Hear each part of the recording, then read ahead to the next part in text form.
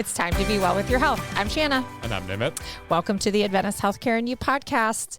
It's our annual year-end wrap-up podcast with just you and me, Nimeet. It's always good to see you. It's always good to see you as well. I know.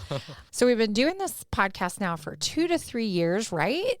Actually, our producers, what do they say? They're saying 4 years. Oh my gosh, that seems not like it's been that long. It feels much less time has gone by. I bet, yeah. And I think just the memories we had and all the speakers we had. I know. It's been just fascinating. It's been fun to do this. And I've learned a lot Me personally. too. Yeah, me too. It's been fun to do this. And highlighting our experts and the work that we're doing in the community just continues to be a fun, exciting part of what we get to do. Absolutely. Yep. All right. So as we always do, we take this little bit of time that we have and we reflect on our past goals and what we want to look forward to for 2026. So let's get right into it. Yeah, absolutely. Do you remember what your goals were? You know, I was looking through that and I couldn't remember it. So I was like looking through the notes again. I was like, oh, I want to be intentional about spending time with my family for this year.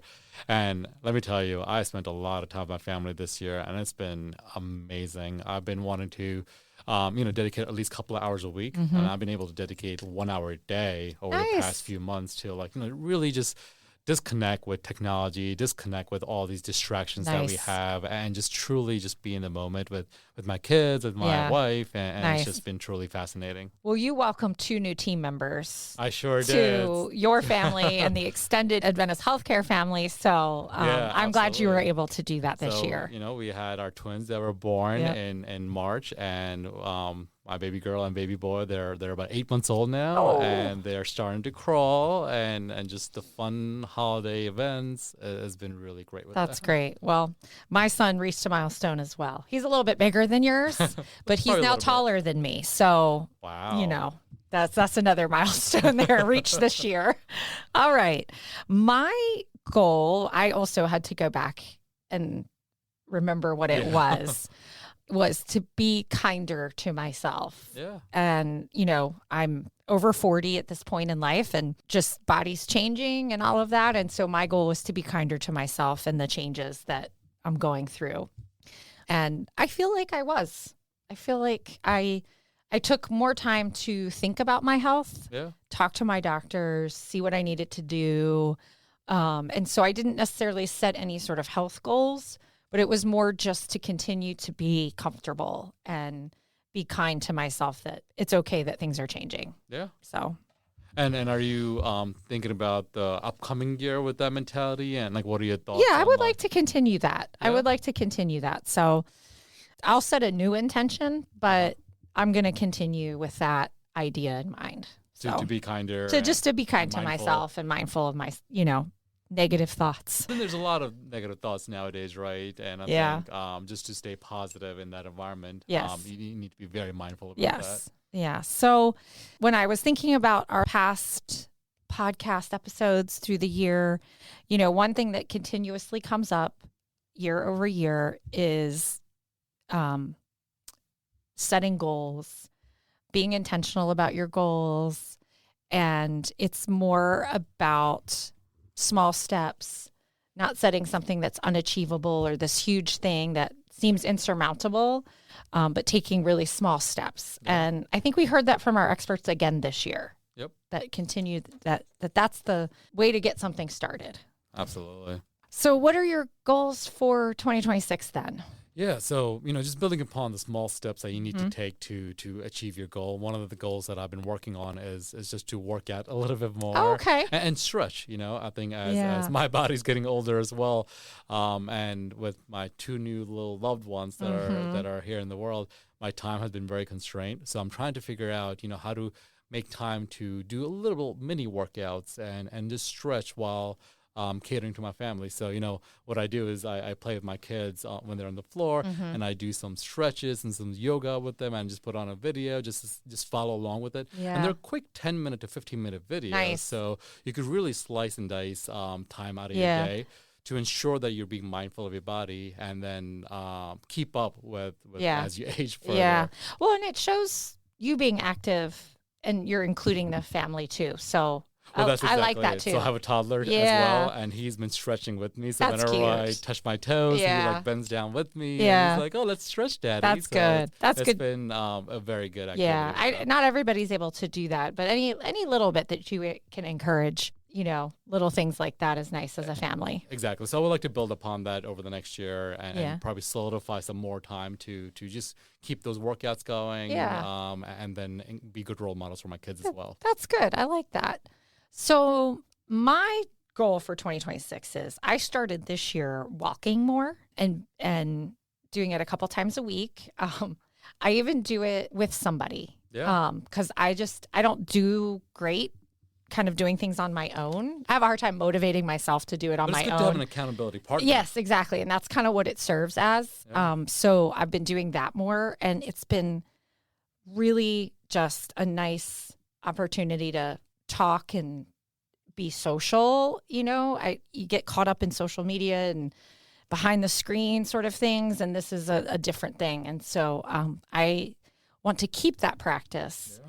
And be more mindful of the movement and encouraging myself to keep doing that walking and that it's good for me. Yeah. Do you track the number of steps you take each day or each week? I was at the beginning, and I just found myself creating this long, long list of, I walked today for 30 minutes for this amount of miles.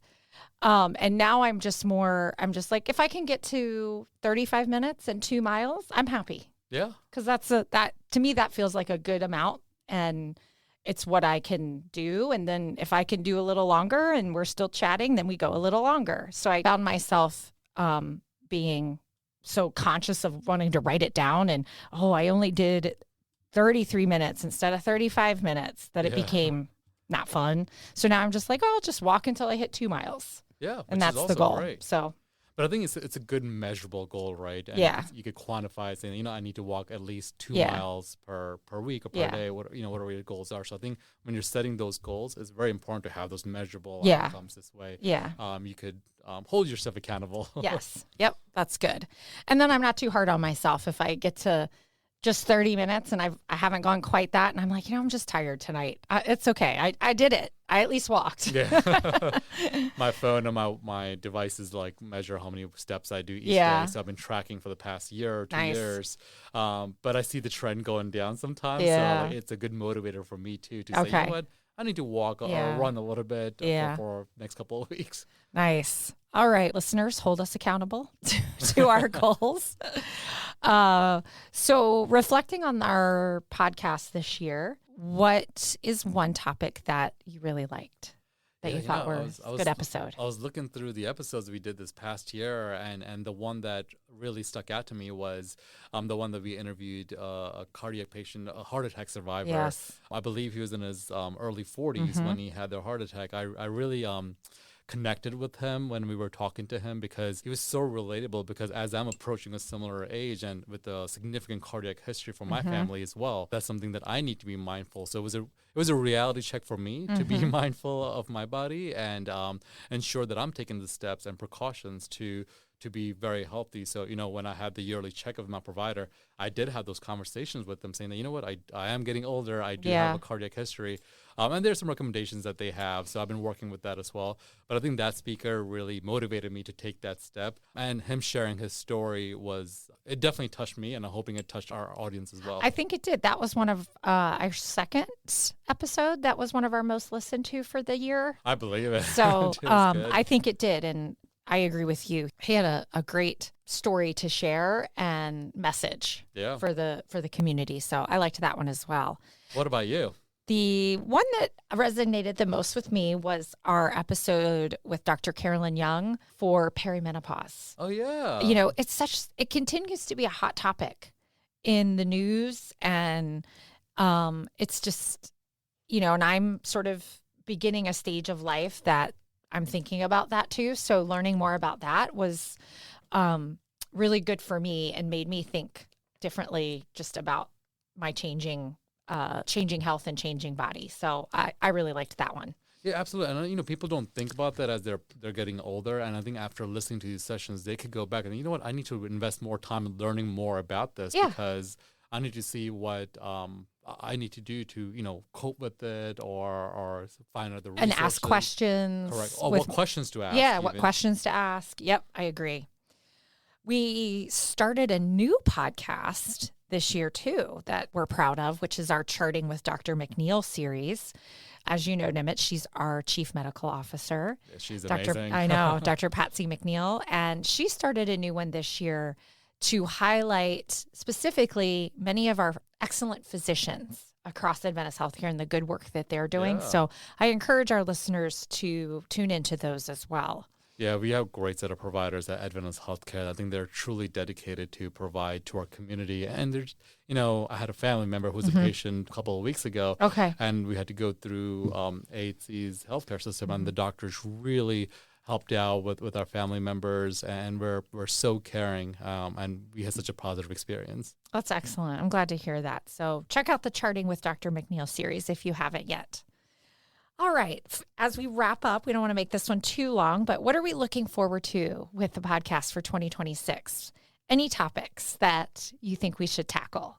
I'm looking forward to sharing more stories from our patients, learning from their experiences. Yes. And then just sharing the stories to our community. So as they're navigating our this is a complex healthcare system. Yes.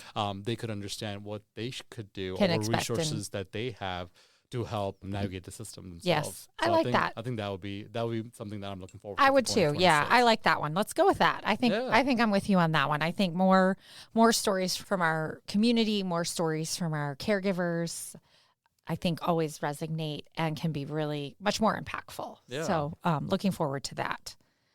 All right. Well, I think that's about it. Anything else?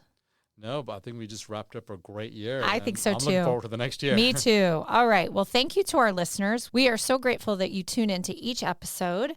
And, this podcast wouldn't be possible without you, without our wonderful experts, Nimeet.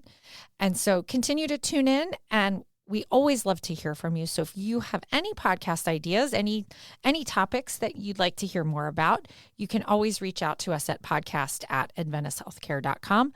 And we'll look into it. So don't forget to subscribe so you get all new episodes. Thank you, and be well.